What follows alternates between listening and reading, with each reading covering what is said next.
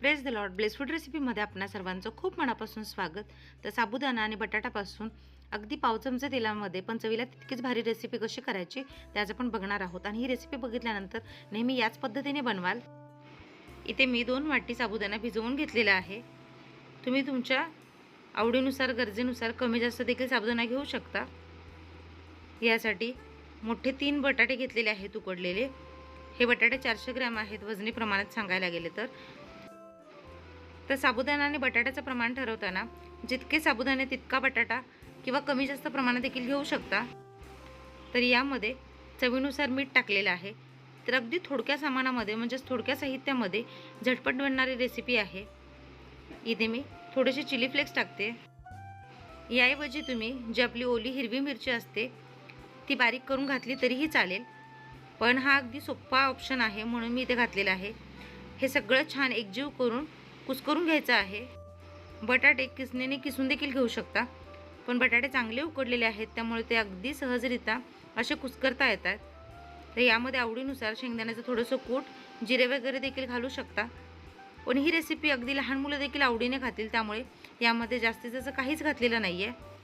कारण बऱ्याच वेळेस मधल्या वेळेत खाण्यासाठी असो किंवा लहान मुलांच्या डब्यासाठी असो, कमी साहित्यामध्ये चटपटीत आणि चविष्ट अशी रेसिपी बनवण्यासाठी हा उत्तम पर्याय आहे.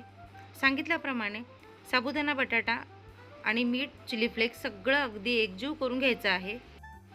साबुदाणा अगदी परफेक्ट भिजवून घेतलेला आहे. इथे तुम्ही बघू शकताय साबुदाणा छान भिजलेला आहे, पण त्यामध्ये पाणी अजिबात नव्हतं. त्यामुळे मोकळा सुटसुटीतच साबुदाणा घ्यायचा आहे. तर छान गोळा मळून तयार झालेला आहे. तर हे पहा, इथे मी सँडविच मेकर म्हणजेच टोस्टर घेतलेला आहे. तर याला दोन्ही साईडने थोडंसं तेल लावायचं आहे. तर फक्त 2 ते 3 थेंब तेल मी याला छान ग्रीस करून घेतलेले आहे. जास्त तेलाची काहीच गरज नाही आहे. आता जे साबू बटाट्याचा मळून घेतलेला गोळा आहे त्यातलं थोडंसं बाजूला घ्यायचं पोर्शन आणि दाखवते त्या पद्धतीने साबू वड्यांसाठी जसं आपण घेतो तसं थोडं जास्त घ्यायचं आहे आणि या साच्यामध्ये चांगलं पसरून घ्यायचं आहे. तर दाखवलेल्या पद्धतीने या साच्यामध्ये संपूर्ण त्याचा आकार घेईपर्यंत छान असं हाताने प्रेस करत करत ॲडजस्ट करून घ्यायचं आहे. तर साबुदाण्याची खिचडी, साबुदाण्याचे वडे खाऊन कंटाळला असाल तर ही रेसिपी नक्की ट्राय करून बघा. कारण एकतर खूप कमी तेल लागतं यामध्ये आणि अगदी झटपट बनते. तर हे बघा, पुरेसे मिश्रण यामध्ये पसरून घेतलेलं आहे आणि हे असं लॉक करून घ्यायचं. तर या साच्यामध्ये बसेल इतकं पीठ यामध्ये घालायचं आहे, म्हणजे जे मिश्रण करून घेतलेलं आहे ते. आणि आता गॅस सुरू करून मध्यम आचेवर किंवा मंद आचेवर हे दोन्ही साईडने छान भाजून घ्यायचं आहे.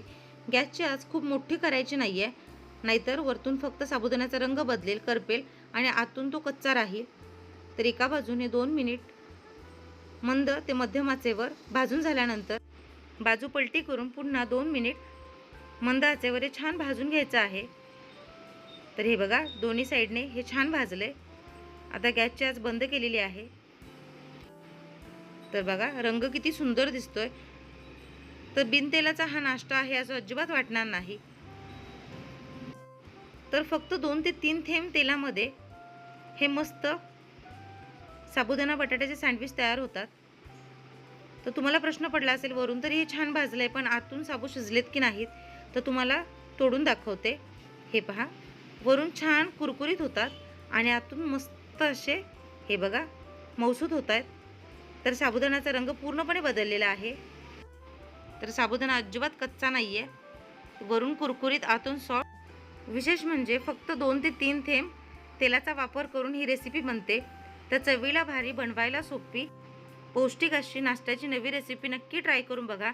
तुमचा अनुभव माझ्यासोबत शेअर करा. चॅनलवर नवीन असाल तर लाईक करा, शेअर करा, सबस्क्राईब करा. जे काही बेल आयकॉन दिसते म्हणजेच घंटी दाबायला अजिबात विसरू नका.